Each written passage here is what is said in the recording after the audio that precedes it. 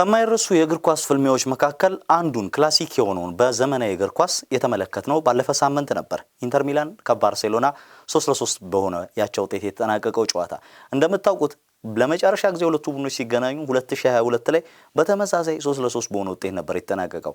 አሁን ብዙ ጊዜ እየተመለከትነው ያለነው ግንኙነት እንደሆነ እየተገለጸ ነው የሚገኘው። በአውሮፓ ሻምፒዮንስ ሊግ በተደጋጋሚ ከተደረጉ ጌሞች መካከል አንዱ ሆኗል። ይሄ ጨዋታ 18 ጊዜ እርስ በርስ ሁለቱም ቡድኖች ያገናኘ ጨዋታ ሆኗል። ከዚህ ቀደም የተሻለ ግንኙነትን የተመለከትነው ሪያል ማድሪድ ከባየር ሙኒክ ለ28 ጊዜያት ያህል የተገናኙበት፣ ሪያል ማድሪድ በተመሳሳይ ከዩቬንቱስ ጋር በተደጋጋሚ የተገናኘበት፣ ሪያል ማድሪድ ከኢንተር ሚላን ጋር በተደጋጋሚ የተገናኘባቸው ጨዋታዎች ቀዳሚዎቹ ደረጃ ላይ የሚቀመጡ ጨዋታዎች ናቸው። ከነዚህ ጨዋታዎች በመቀጠል ባርሴሎና ከኢንተር ሞደርን ዴ ክላሲክ እየሆነ እየመጣ እንዳለ እየተመለከትን ነው የምንገኘው። ዛሬ መልሱን ጨዋታ በጁሴፔ ሜዛ ዳግም የሚያደርጉ ነው የሚሆነው።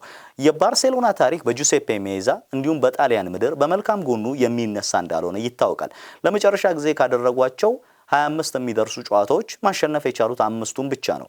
ይሄም ማለት በጣሊያን ምድር ላይ በሚያደርጉት ጨዋታ የማሸነፍ ንጻሬያቸው 21 በመቶ ላይ እንዲገደብ ያደርገዋል። በአውሮፓ ወደ ተለያዩ ሀገራት ተጉዘው እንደመጫወታቸው መጠን መጥፎ የሚባል የማሸነፍ ንጻሬ ያላቸው በጣሊያን በሚደረጉ ጨዋታዎች ላይ ነው። ስለዚህ ባርሴሎናና የጣሊያን ምድር በመልካም ጎን የሚነሳ ታሪክ አላቸው ተብሎ አይታመንም። ከዛሬ ተጋጣሚያቸው ኢንተር ሚላን ጋር ደግሞ ለመጨረሻ ጊዜ ካደረጓቸው 6 መርሃ ግብሮች መካከል ማሸነፍ የቻሉት አንዱን ብቻ ነው። ሌላ መጥፎ የሚባለው ቁጥራዊ መረጃ እንደሆነ ማንሳት ይቻላል። ሁለቱ ቡድኖች ቴንስ በሚባል የሊግ ፉክክር ላይ ነው የሚገኙት። ባርሴሎና የላሊጋው መሪ ነው።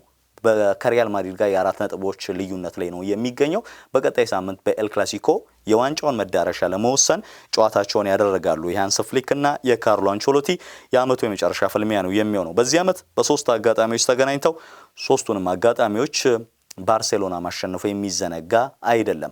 አሁን ለመጨረሻ ጊዜ እንግዲህ ድጋሚ የሚገናኙበትን ፍልሚያ ቀጣይ ሳምንት ያደርጋሉ። ኢንተር ሚላን በተመሳሳይ ባለፉት ሳምንታት ነጥብ መጣሉን ተከትሎ በናፖሊ በ3 ነጥቦች ተበልጦ ሁለተኛ ደረጃ ላይ ይገኛል። በሳምንቱ አጋማሽ ታዲያ ሁለቱም ቡድኖች ምንም እንኳን በየሊጎቻቸው የዋንጫ ፉክክር ላይ ቢገኙም ባለፈው ሳምንት ከተጠቀሟቸው ቋሚ ተሰላፊዎች ሁለቱም ቡድኖች 11 ተጫዋቾችን ከተጠቀሙት መካከል 22 ተጫዋቾች ናቸው። ከነዚህ 22 ተጫዋቾች መካከል ሁለቱም መጠቀም የቻሉት 3 ተጫዋች ብቻ ነው በቋሚ ዝርዝራቸው ላይ። ኢንተር ሚላን በሁለተኛ ቡድኑ ነው መግባት የቻለው ማለት ይቻላል። ከተጠቀማቸው 11 ተጫዋቾች መጠቀም የቻለው አንድ ተጫዋች ነው። እሱም ያን ቢሼክ ብቻ እንደነበረ ማንሳት ይቻላል። 10 ተጫዋቾች አዲስ ተሰላፊዎች ነበሩ። በክርስቲያን አንሰላኒ ብቸኛ ግብ 1-0 በሆነ ውጤት ማሸነፋቸው የሚዘነጋ አይደለም። ባርሴሎናም በተመሳሳይ ከጄራርድ ማርቲን እና ከፔድሪ ውጪ ማንንም ተጫዋች አልተጠቀመም። 2 ተጫዋች ብቻ ነው የተጠቀመው ማለት ነው። በአጠቃላይ ከ22 ተጫዋቾች 3 ተጫዋቾች ሲጠቀሙ ሌሎችን አሳርፈው ነበር። ነገር ግን ባርሴሎና በጨዋታው ከሪያል ቫያዶሊድ ጋር መውረዱን ካረጋገጠው ቡድን ጋር 1-0 ይመራ ስለነበረ በሁለተኛው አጋማሽ ራፊኒያ እንዲሁም ደግሞ ላሚን ያማልና ፍሬንኪ ዲዮንግ ያሉ ተጫዋቾችን ቀይሮ የማስገባት ግዴታ ነበረበት። ውጤቱንም ቀይረውት እነዚህ ተጫዋቾች 2-1 በሆነ ውጤት አሸንፈው መውጣት የቻሉበትን ውጤት ማስመዝገባቸው የሚዘነጋለም። እነሱ መሪነታቸውን ያስቀጠሉት በዋና ተጫዋቾቻቸው ተቀያሪነት አማካኝነት እንደነበረ ማንሳት እንችላለን። በተለይ የላሚን ያማልና የራፊኒያ ተጽዕኖ ላቅ ያለ እንደነበረ ማንሳት እንችላለን። ከነዛ ጨዋታ በኋላ እንግዲህ አብዛኞቹ በቂ ረፍት አግኝተው ዛሬ ጨዋታቸውን ለማድረግ ጁሴፔ ሜዛ ምሽት 4 ሰዓትን በጉጉት እየጠበቀ ነው የሚገኘው። ኢንተር ሚላን በ2010 እና በ2023 ለፍጻሜ መድረስ እንደቻለ ማንሳት እንችላለን። በእነዚህ አጋጣሚዎች ታዲያ ዋንጫዎቹን ማግኘት የቻለው በአንድ አጋጣሚ ነው። 2010 ላይ 2023 ላይ ለፍጻሜ ሲደርስ በሲቲ ተሸንፎ 1-0 በሆነ ውጤት ዋንጫውን ማጣቱ የሚዘነጋለም። ከዛ ውጪ ግን በ1960ዎቹ በሄሌኒዮ ሄሬራ ካቴናቸው ፍልስፍና የተመራ በጥብቅ መከላከል የሚያምን ቡድን ነበር። ዋንጫውን አሳክቷል። በእርግጥ 2010 ላይም በጥብቅ መከላከል የሚያምን ቡድን ነበር በጆዜ ሞሪኒዮ፣ ሌላ ካቴናቸው ነበር። በኢንዛጊም 2023 ለፍጻሜ ሲደርስ ሌላ ካቴናቸው ነበር። አሁንም በጥብቅ መከላከል የሚያምን አልፎ አልፎ ግን ፍሌክሲብል መሆን እንደሚችል የሚያስታውቅ ቡድን እያዘጋጁ እየመጡ እንዳለ እያየን ነው የምንገኘው። ባለፉት 3 ዓመት ይሄ ለሁለተኛ ጊዜ ነው ለፍጻሜ እየተገኙ የሚገኙት። ባርሴሎናን ከተመለከትን ለስድስት ጊዜያት ያለ ፍጻሜ ደርሷል። 1994ን ማንሳት እንችላለን። ከዛ በኋላ 2006ን ማንሳት እንችላለን። 2009 2010ን ማንሳት እንችላለን። 2012 13 የውድድር ዘመንን ማንሳት እንችላለን። ከዛ ባለፈው 2015 14 15ን ማንሳት እንችላለን። በእያንዳንዱ የፍጻሜ በተገኘበት አጋጣሚ ባርሴሎና ዋንጫዎቹን አንስቶ ያጠናቅቃል። ዘንድሮ ለሰባተኛ ዋንጫ የተንደረደረ ነው። ከ2014 15 ወይ ሴክስታፕል በኋላ ወይም ደግሞ የስድስትዮሽ ዋንጫ ዘመን በኋላ ለዋንጫ ደርሰው አያውቁም። አሳፋሪ የሚባሉ ታሪኮችን ሲያጋጥመው ተመለከትን እንጂ የሊቨርፑል ሬሞንታዳ እንዲሁም ደግሞ በተመሳሳይ የሮማ ጨዋታ የሚዘነጉ አይደሉም። ባርሴሎና ላይ ካምባክን ያሳዩ ጨዋታዎች ነበሩ። ባርሴሎና በጣሊያን ጥሩ ታሪክ የለም ስንል አንዱ የሚጠቀሰው ጨዋታ ያ የሮማ ጨዋታ ነው። በሜዳቸው 4-1 ያሸነፉትን ጨዋታ በስታዲዮ ኦሎምፒኮ ግን 3-0 ተሸንፈው ከሜዳ ውጭ ባገባ በሚለው ህግ የኮስታስ ማኖላስና ዩዜቤ ዴ ፍራንቺስኮን ደስታ የተመለከትንበት ጨዋታ ነበር። በስተመጨረሻም ዛሬም ይሄንን ታሪካቸውን ወደ ጎን ለማድረግ ይጫወታሉ። ስለ ሁለት ተጫዋቾች እናወራ። እነዚህ ሁለት ተጫዋቾች ላሚን ያማልና ከዛ ባለፈ ደግሞ ምን ጠቅሰው ራፊኒያ ይሆናል። ሁለት ሪከርዶችን እያሰቡ ይጫወታሉ። በጣም ቲኔጀር በሆነ እድሜው ከ20 ዓመት በታች ሆኖ ላሚን ያማል ዘንድሮ 5 ጎሎችን አስቆጥሯል። በዚህ እድሜያቸው ላይ ሆነው ወይም ደግሞ ከ20 ዓመት በታች ሆነው ብዙ ጎሎችን ያስቆጠሩ ተጫዋቾች 3 ተጫዋቾች ናቸው። ራውል ጎንዛሌዝ ብላንኮ በሪያል ማድሪድ ቆይተው፣ ኤርሊንግ ብራውት ሃላንድ ቀደም ባለው በቦሩሲያ ዶርትሙንድ ዘመኑ፣ ከዛ አለፈ ሲል ደግሞ ኪሊያን ኤምባፔ በሞናኮ ዘመኑ ይሄንን ማድረግ ችለው ነበር። 18 ዓመቱ ላይ ይገኝ እንደነበር እናስታውሳለን። ኪሊያን ኤምባፔ በሞናኮ እስከ ግማሽ ፍጻሜ በተጓዘበት ጊዜ ላሚን ያማል ይሄንን ቁጥር ለማሳደግ ወደ ሜዳ የሚገባበት ጨዋታ ይሆናል። ባስቶኒ ሲናገረው እንደነበረው ከገጠምኳቸው ተጫዋቾች ሁሉ እጅግ በጣም አስፈሪው ተጫዋች ብሎታል። አሁን ላይ ዓለማችን ምርጡ ተጫዋች ነው ሲል ገልጾታል። ከታክቲካል ፖይንት ኦፍ ቪው አንጻር ግን ከተመለከትን ፔድሪን ማቆም የኢንተር ሚላን ዋነኛው ስራ ይሆናል። እሱ ጌሙን ዲክቴት ባደረገ ቁጥር ባርሴሎና የተሻለ መጫወት ይችላል። ይሄንን ማቆም የዛሬ የኢንተር ሚላን አማካዮች ትልቁ ፈተና እንደሚሆን እየተጠበቀ ነው የሚገኘው።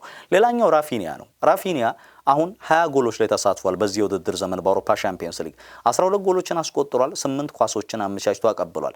በ2013-14 ክርስቲያኖ ሮናልዶ 17 ጎሎችን አስቆጥሮ 4 ኳሶችን አመቻችቶ ካቀበለበትና በ21 ጎሎች ላይ ተሳትፎ ከጨረሰበት ሪከርድ ሲዝን በኋላ ሪከርዱ ሊሰበር ከቻለ የሚሰበረው በራፊኒያ ይመስላል። የባርሴሎናን የምንጊዜም የአንድ የውድድር ዘመን ከፍተኛ የጎል ተሳትፎ በአውሮፓ ቻምፒየንስ ሊግ በሊዮኔል ሜሲ ነበር። 19 ጎሎች ላይ ተሳትፎ አድርጎ ነበር። ያን ሪከርድ ባለፈው ሳምንት መስበር እንደቻለ የሚዘነጋ አይደለም። 20 ጎሎች ተሳትፎ ላይ በመድረስ አሁን 21ኛው ላይ ለመድረስ የዛሬው ጨዋታ ወሳኝ እንደሚሆን ይጠበቃል። በቅርብ ዓመታት ለጣሊያን ብሔራዊ ቡድን ለመጫወት ተቃርቤ ነበር ብሏል። ትላንት በነበረው ጋዜጣዊ መግለጫ ላይ 2020 ዩሮ ላይ የጣሊያን ብሔራዊ ቡድን ላይ እንድሰለፍና እንድጫወት ጥያቄ ቀርቦልኝ ነበር።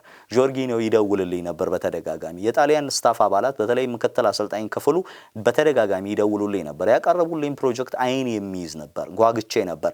ነገር ግን የፓስፖርት ጉዳዮች ባለማለቃቸው ምክንያት ሳይሳካ ቀረ ብሏል። ያ ቡድን ላይ ተሰልፎ ቢሆን ኖሮ ያ ቡድን ሎሬንዞ ኢንሴgne የነበረው ፌዴሪኮ ኬዛ ነበረው። ከጉዳት በፊት የምናውቀው አስደናቂው ኬዛ ነበራቸው እና አሁን ከሳሱሎ ጋር ወርዶ ድጋሚ ሳሱሎን ይዞ እየመጣ የሚገኘው ታማኙ ዶሚኒኮ ቤራርዲም የዛ ቡድን አካል ነበሩ። ያ የመስመር ክፍል በጣም አስፈሪ ነበር እና ራፊኒያ ሲጨመርበት ብላችሁ አስቡ። ፌል አደረገ በፓስፖርት ምክንያት። ኋላ ላይ 1% ቢሆን ለብራዚል ብሔራዊ ቡድን የመጫወት ጉጉት ነበረኝ። ያ ተሳክቶልኛል እና እድለኛ ነኝ ለብራዚል ብሔራዊ ቡድን በመጫወት የሚል አስተያየትን ሰጥቷል። ለጣሊያን ሊጫወት የሚችልበት እድል ነበረው። ስለዚህ ከጣሊያን እግር ኳስ ጋር ታሪክ አለው ማለት ነው። ራፊኒያ ዛሬ ሪካርድ ለማስመዝገብ ወደ ሜዳ የሚገባ ይሆናል። ዛሬ ሮበርት ሌቫንዶቭስኪ ወደ ሜዳ ይመለሳል፣ ግን በቋሚነት እንደማይጀምር ይጠበቃል። ምክንያቱም በየ92 ደቂቃዎች አንድ ጎል እያስቆጠረ የሚገኘው ፌራን ቶሬስ ኢንፎርም ሆኗል። በዚህ ሰዓት ላይ አመቱ መጀመሪያ ላይ በሚያባክናቸው ኳሶች በጣም አስጨናቂ ሁኔታ ውስጥ ገብቶ ነበር። ፌራን ቶሬስ የባርሴሎናን ማሊያ ለመልበስ ይመጥናል ወይ ይባል ነበር። አሁን እንደዛ አይባልም። 17 ጨዋታዎችን ነው በዚህ አመት ቋሚ ሆኖ መጀመር የቻለው፣ ግን በእነዚህ ጨዋታዎች በአጠቃላይ አሁን 19 ጎሎች ላይ ደርሷል። ለዛም ነው በየ92 ደቂቃዎቹ ግቦችን ያስቆጥራል ወይም አንድ ግብ ያስቆጥራል እያልኳችሁ የምገኘው። ለዛም ዛሬ አሰልጣኝ ሃንስ ፍሊክ ቀዳሚ ተሰላፊ አድርገው በፌራን ቶሬስ እንደሚጀምሩ ይጠበቃል። በኢንተር ሚላን በኩል ባለፈው ሳምንት ጉዳት ያስተናገደውና በመህዲ ታሬሚ ተቀይሮ የወጣው የቡድኑ አምበል ላውትሮ ማርቲኔዝ ወደ ልምምድ ተመልሷል። ከቡድኑም ጋር ነበር ተብሏል። ስለዚህ የዛሬው ጨዋታ አካል እንደሚሆን ይጠበቃል። ያለፈው ሳምንት ክላሲክ የሆነ ፍልሚያ ዛሬ አንዱን ወደ ፍጻሜ ለማሳለፍ ሌላ ተጨማሪ ክላሲክ ፍልሚያ ሊያሳየን እንደሚችል ይጠበቃል። ባርሴሎናዎች ግን በዚህ አመት በሜዳቸው ብዙ ጎል የተቆጠረባቸውን ጨዋታዎች ከሜዳቸው ውጪ ሲወጡ ቀይረውት መምጣት ችለዋል። ዛሬም ሃይላይናቸው ይጠበቃል። ያን ሃይላይን የኢንተር ሚላን የማጥቃት አማራጮች ጥሰው እንዳይገቡ ምን ያደርጋሉ የሚለው የሚጠበቅ ነው የሚሆነው። ኢንተር ሚላን ባለፉት ዓመታት እንደሚያደርገው ቶሎ ብሎ ግን ማስቆጠርን የሚመኝ ቡድን እንደሆነ ይታወቃል። ፍሌክሲብል ነው፣ ተለዋጭ አቀራረብ አለው። በውድድሩ ከቀሩት ቡድኖች መካከል ፍጹም ፕራግማቲስት የማይገመተው ቡድን ራሱ ኢንተር ሚላን እንደሚሆን ማንሳት እንችላለን። ከኳስ ጋር ብዙ ደቂቃ የማይቆየውን ቡድን ውድድሩ ላይ ከቀሩት ውስጥ እሱ ብቻ ነው። ፓሪስ፣ አርሰናል እንዲሁም ባርሴሎና ከኳስ ጋር ምቾት የሚሰማቸው ቡድኖች ናቸው። ይሄ ቡድን ከኳስ ጋር ብልሃት የሞላቸው ተጫዋቾች ቢኖሩትም ሞርገን ኳሱን ለቆ ሰፈር ማድረግን የሚመርጥ በዛ ሰፈር ውስጥ ሬዚስት ማድረግ እነዛን ጫናዎች መቋቋም የሚችል ቡድን እንደሆነ እያየን ነው የምንገኘው። ኢንዛጊ ለሌላ ታሪክ ወይስ ሃንስ ፍሊክ ባርሴሎናን ወደ ቀደመ ክብሩ ለመመለስ ጥረት ያደርጋሉ የሚለው የዛሬ ምሽት አጓጊ ጉዳይ ነው። ላሚን ያማልን እንዴት ያቆሙታል? የፔድሪስ ጉዳይ፣ የኢንተር ሚላን ያልተጠበቁ የመልሶ ማጥቃት እንቅስቃሴዎችና የባርሴሎና የአልትራ ሃይላይንስ እንዴት ባለ መልኩ ራሳቸውን ሊያርቁ ይችላሉ የሚለው የዛሬ ተጠባቂ ጉዳዮች ናቸው። ይህን ጨዋታ እንግዲህ እንድትከታተሉ ጋብዛለሁ። ግምታችሁ ምን ይመስላል? ማን አሸንፎ ወደ ቀጣዩ ዙር ያልፋል? ግምታችሁን ኮሜንት ሴክሽናችን ላይ ልታስቀምጡልን ትችላላችሁ። መልካም ጊዜ ተመኘውላችሁ። ሰላም።